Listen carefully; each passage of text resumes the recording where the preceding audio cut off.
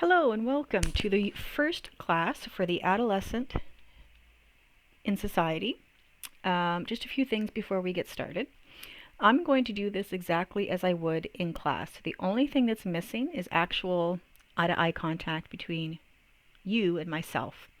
Otherwise, this is exactly how I would teach this course in front of students, which means I'm probably going to stumble over my words at some point, might click ahead before I should, not click ahead when I should. So please be forgiving because this is just like in class.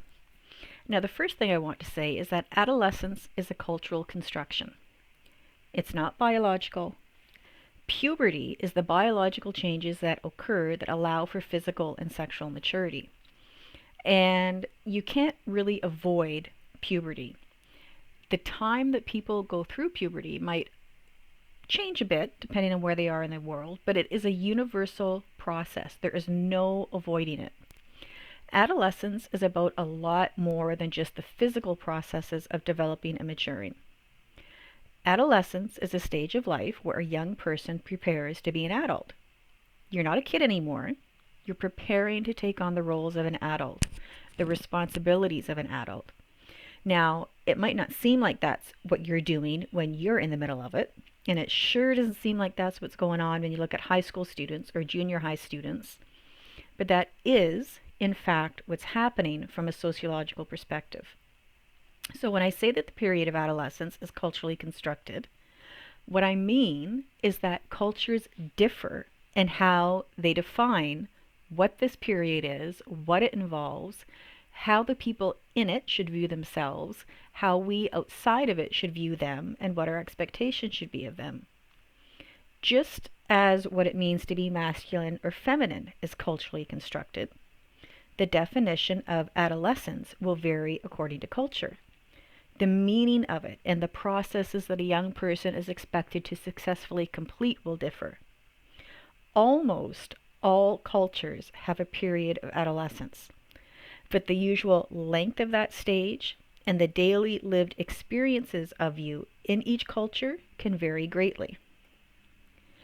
Adolescence, to be specific, is the period of life between the time puberty begins and the time adult status is reached. So like I said, it's when young people are in the process of preparing to take on the roles and responsibilities of adulthood in their culture. And as I said, as the mother of an adolescent, it sure doesn't seem like they're preparing to be an adult. Now, this isn't a new idea. The actual word adolescence has not always been used. Instead, you would just refer to the youth or the young people. So even though I'm going to constantly use this word to describe how this stage of life has been viewed in the past, it's not a word people would have actually used in the past. They wouldn't have been familiar with it. So as I said, this period of life has always been recognized in some way. For example, Plato viewed adolescence as a time of life when the capacity to reason develops. And this is why he thought children should not be educated before the age of 7. Completely different from what we think now when you think of the emphasis put on early learning. I was born in 1971. I didn't start school until I was 7 because we didn't have junior kindergarten. But now we have JK and pre-K and early learning and Montessori centers, and parents feel all this pressure to make sure that their child has a high degree of school readiness. Furthermore, Plato argued that once education does begin at age 7, until the age of 14, education should consist of sports and music, because it's only at 14 that the human mind has developed enough to really truly begin learning and reasoning with various subjects. And I'm sure kids who are of this age now would love the idea that they shouldn't be forced to learn academic subjects and instead focus on sports and music. But again, we approach this very differently now. Aristotle viewed children as being similar to animals. In fact, he said that they are ruled by their pursuit of pleasure. And it's only in adolescence that a human being becomes capable of making rational choices and developing reasoning. So again, which means up until this point, they thought that a human being was incapable of reason. And it takes all of one's adolescence for this to firmly develop.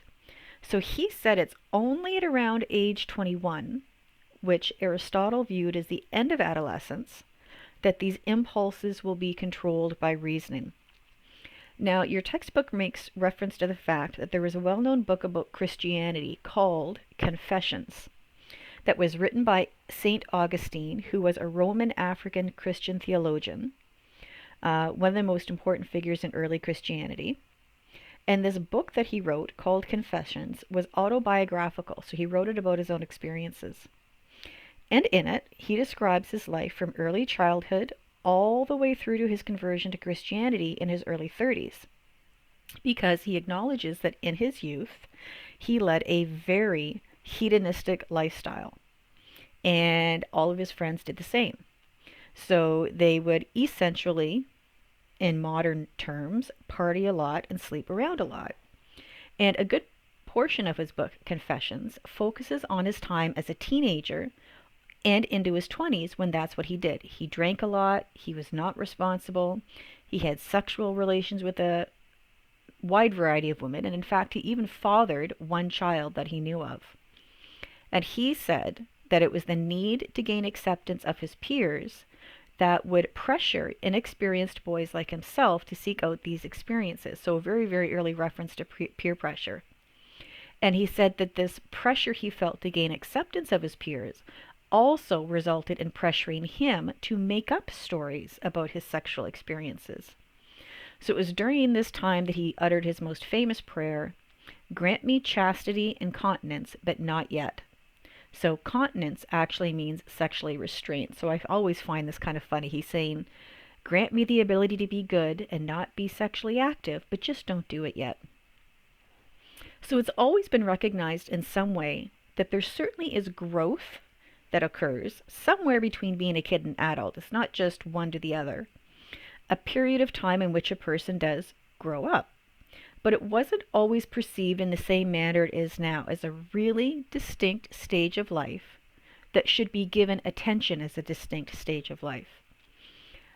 Instead, puberty was automatically linked to adulthood. They were, in many ways, considered one and the same. Once a person began biological puberty, they were an adult, and that's all there was to it. If you look at how perceptions of adolescence have changed and what it should involve, for example, in around the 1500s, a lot of young people in Europe took part in what was called life cycle service. And this was something where young people in their late teens, mid to late teens, in the 16th and 19th century, engaged in domestic service. So they would go work somewhere, farm service or apprenticeships in various trades and crafts. So they would move out of their home and into the household of their employer, with whom the young person would be for about 7 years. Young women were not as likely as young men to do this, but the majority did still leave home during adolescence, usually to work as a maid. Now, this was also common in the US during the early colonial period, although this practice would usually occur in the home of a relative or family friend. Now, this eventually faded in the 18th and 19th centuries in the US, and the nature of adolescence began to change. The population of North America grew as a whole. Gradually, over time, the economy became less and less based on agriculture and instead was more industrialized. And as with all of social life, industrialization led to urbanization, which had a tremendous effect on the experience of being a young person, on what it should mean, on how an adolescent was perceived, on how they were treated economically, socially, in their family, with their peers, in every way. So all of a sudden, instead of staying on the family farm in one small area, which, think about it, that would necessarily really limit your contact with others.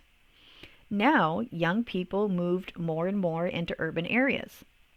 So imagine for a moment what your life would be like as a teenager or young adult living in a rural area with no technology of any kind, no easy or quick method of travel. Your life would revolve around your family and working with your family. You would have almost no opportunity to see any peers at all, much less to socialize with them. Maybe on Sundays at church you would see your peers, or once or twice a year at a community gathering. But even then, you would be very closely supervised, and it would not be for a long period of time. You would not be hanging out, chatting for hours on a Sunday after church. It would probably be a couple minutes, and that's it.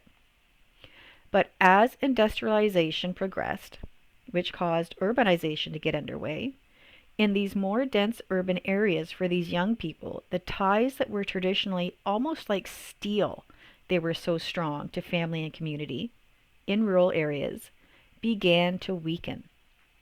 So the influence of your family and your immediate community would begin to decline very significantly because you would simply have the opportunity to see other people outside your family more.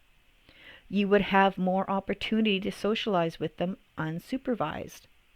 They and others would have more of an influence on you instead of being relatively isolated in a rural area. They would have more of an influence on what you thought about, how you thought about it, how you perceived everything. And from many perspectives, having so many young people in a much more dense area slowly but surely became something of a problem in these growing cities. So industrialization seriously weakened the family as a social institution. Cities, factories, poverty, a loss of communal controls really eroded the stability of relationships of family members with one another. Parental influence declined. Young people began to be much less influenced by it, and there was a surge in individualism as a result. These urban areas began to experience problems. There was drinking, a danger of sexual activity for the young, unattached population. Generally, there was concern that there was going to be an entire generation of delinquents. So in many respects, the younger generation became a social problem in urban areas.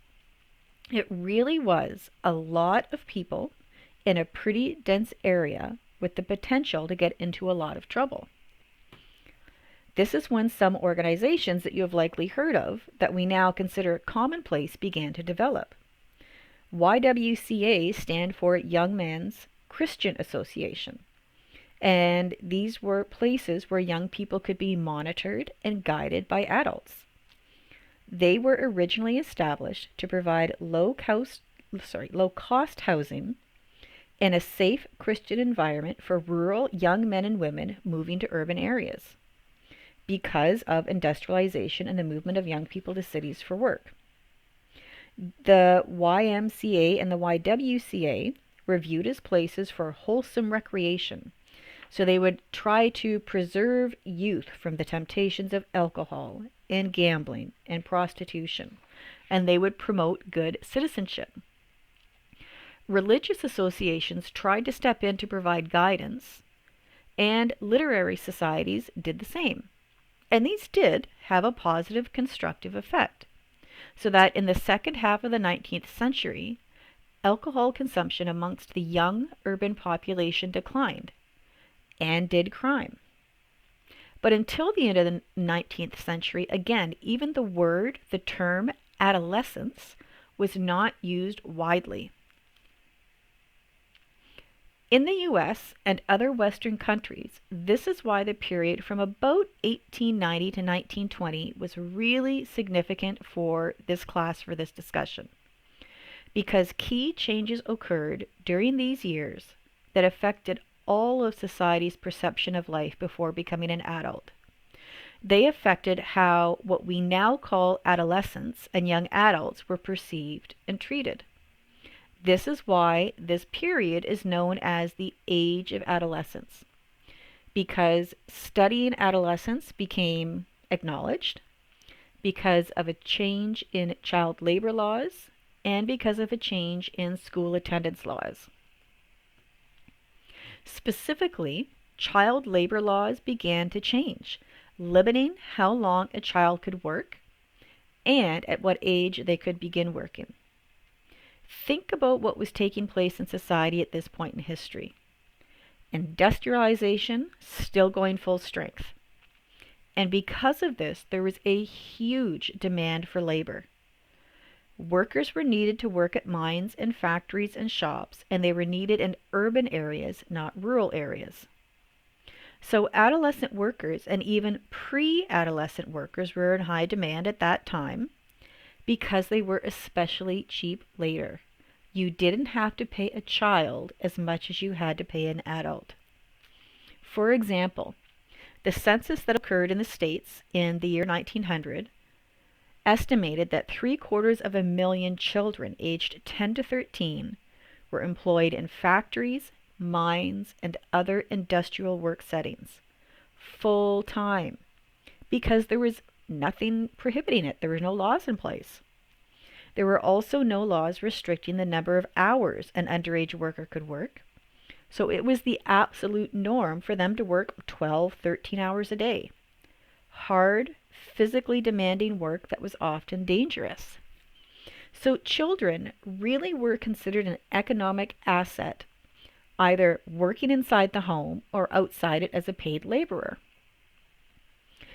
Just to give you a little bit of a Canadian perspective, in 1873, a statute in Nova Scotia prohibited boys from working in mines until they were 10, which means prior to 1873, it was perfectly legal for somebody under the age of 10 to work full-time in a mine. In the 1880s, children constituted an estimated 11% of the full-time workforce in Canada. So, and I always try to make sure the pictures are particular to what we're talking about. So this is a mine that was in Porcupine in Ontario. It's probably about 3 hours north of North Bay.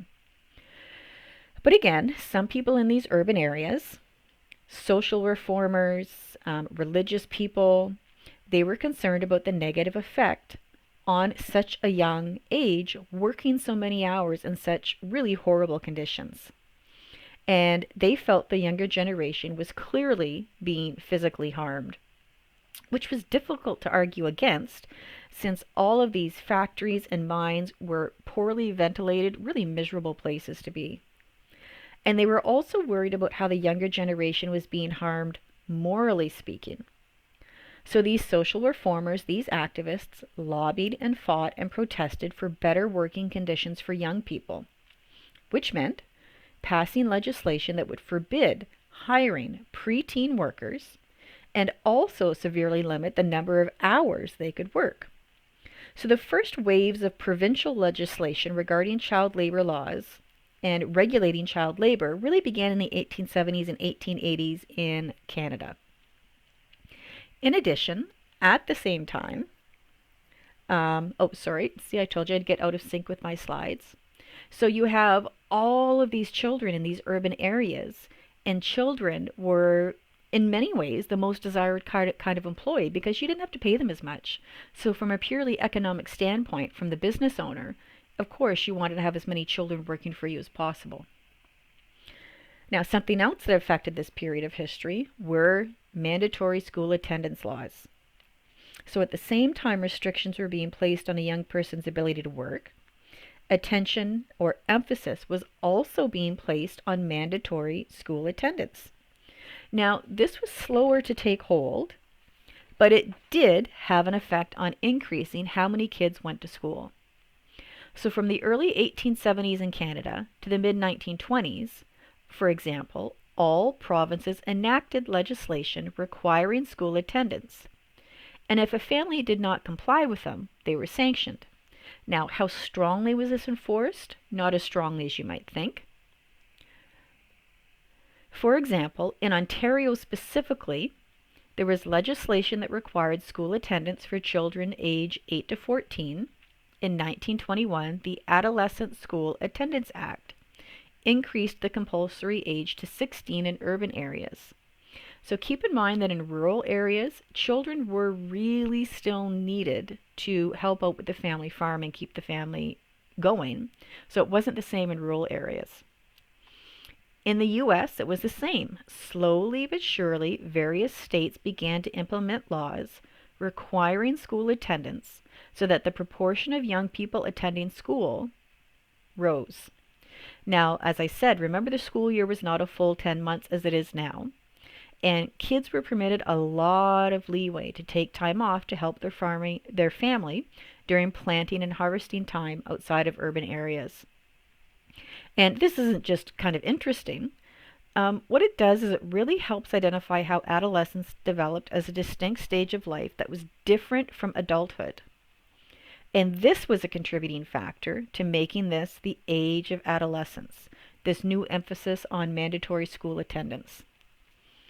And in addition, just the basic idea that the period after childhood, but before adulthood, was in fact a separate period of life that was unique and should be given explicit attention, took hold.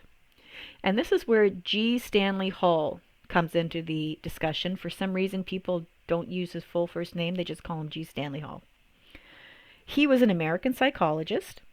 He was an educator who focused on child development. In fact, he was the first president of the American Psychological Association. He has this kind of informal title of the father of adolescence because of how much of his focus was placed on this period of life. In fact, he wrote the first textbook in existence about adolescence called Adolescence, Its Psychology and Its Relation to Physiology, Anthropology, Sociology, Sex, Crime, Religion, and Education. And with a title that long, it shouldn't surprise you it took him 10 years to complete it, and it was 2 volumes. Taking a look at what he wrote, and keep in mind this was in 1904 that he published this, he was pretty accurate with a lot of what he said. Now, some of it has simply been discredited or surpassed with research, but he did hit the nail on the head with a lot of it. One of the reasons the book was so well known and is still referred to today is because it caused the word adolescence to become widely used to describe this period of life. Before the publication, you would just call somebody a young adult or a young person, as I said. And the book was the very first time some ideas about this stage of life were proposed that today seem to us to just be typical, but at the time were completely new. For example, he was really the first person to clearly identify adolescence as a period of transition from being a child to an adult in academic terms. So this was always kind of acknowledged, but not in these explicit terms. He said this is a distinct period of life with unique challenges, socially, emotionally, developmentally, that typically occurred. And he was the first to say that people in this stage of life should be viewed in a particular way and treated in a particular way. That development at this stage really was something to be considered unique. It wasn't the same as development in other stages of life. Now, to begin with, he said that adolescence occurs between the ages of 14 to 24. So yes, he viewed the beginning of adolescence a little later than what we're accustomed to now. These days, we view the stage of adolescence as being roughly from age 10 to 18. But there's a good reason for why he said it starts later and ends later than we think it does now. Because it really did. On average, puberty now begins earlier than it did at the beginning of the 1900s. The onset of puberty for both males and females is now earlier, which means the first time a girl has her period, which is also known as menarche, was around 14 or 15 when he was writing. And this has declined slowly but steadily until the 1970s when it evened out. And I'll be talking about reasons for this later on. So yeah, now puberty begins around 12 and a half on average. So Dr. Hall stated that adolescence started later than it does now because it actually did. One reason, Dr. Hall's parameters for adolescence, is that it is biological and the other is social. So there was 2 reasons why he viewed it that way. If you think the end of puberty and how we know development is at least mostly complete, or the end of adolescence is we're almost there. It's not marked by anything physical, isn't it? It's not like, okay, the timer goes off and we're fully cooked. Adolescence is done now, time to be an adult, and that's it. Instead, when a person reaches the end of their adolescence, it's marked by a commonly acknowledged social change in our society. So, I talked about how school attendance increased. The growth of secondary school attendance has become a normative and expected experience for most adolescents in Western countries, or at least reaching the age when one would typically graduate from high school. So the fact is that socially speaking, when someone graduates high school, or even if they don't graduate, when they reach the age 18 and they should be graduating, they are perceived differently.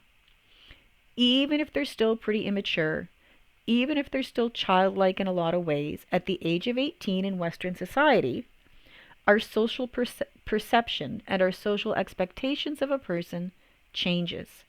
They are viewed as an emerging adult at that point, not as an adolescent. And attending high school is virtually universal among Western teenagers. And because this experience usually ends around age 18, most scholars who study adolescence now said, it just seems to naturally fit. Use the end of high school to signify the end of adolescence. And we've done this for decades. G. Stanley Hall didn't use the end of high school to mark the end of adolescence because very few teens attended high school at the time. There was no significant transition marking the end of one's education. Being 18 was not perceived to have any social significance. It just wasn't the same symbolic transition from adolescent to adult that it is now. At the same time, and I think most people would agree with this, whether you focus on somebody's actual 18th birthday or their graduation from high school, there's still a lot more to go on before you officially become an adult. That's why this period after age 18 or high school graduation is referred to as the stage of emerging adulthood. Roughly around the age of 18 to 25 in most industrialized countries, you become quite a bit more independent from your parents. Not just in an ideological or philosophical manner, but you really begin to explore different possibilities before making a commitment in one direction. This is the stage the majority of university students are in now, or at least starting. Emerging adulthood still has a lot going on. As you all know, in one way, yeah, a lot's done because a lot of the physical changes that have been occurring during adolescence are starting to wrap up. Puberty has been going on for several years at this point. Males and females have adjusted to the majority of it. So emerging adulthood has a lot behind it, but you still have a lot more to do. Now, the last point I want to make regarding Dr. Hall is that these days we're used to thinking of adolescence as a very turbulent time. We've got all these movies about all the teenage angst. It really is an expected development to have an adolescent be really moody, to be self-conscious, to experience more conflict with their parents over small things or big things. It's common, or we think it's common, for adolescents to engage in risky behavior. Even though this is 100% the normal perception of adolescence now, Dr. Hall was the first one to state that adolescence is often a period of storm and stress. That is the specific term he used, and he said its three key aspects are mood disruptions, risky behavior, and conflicts with parents. So this is another way he really was quite ahead of his time regarding how this stage of adolescence was perceived. He was very, very accurate. So the significance of Hall's book and his theories was that they really participated in shaping North America's perceptions of adolescence at a time when perceptions of it were ready to change because of all the other things going on in the world, socially speaking. As I said, his book was published in 1904. at a particular historical period when child labor laws were going on at the same time, compulsory education laws were being enacted, and high school was coming into formal existence.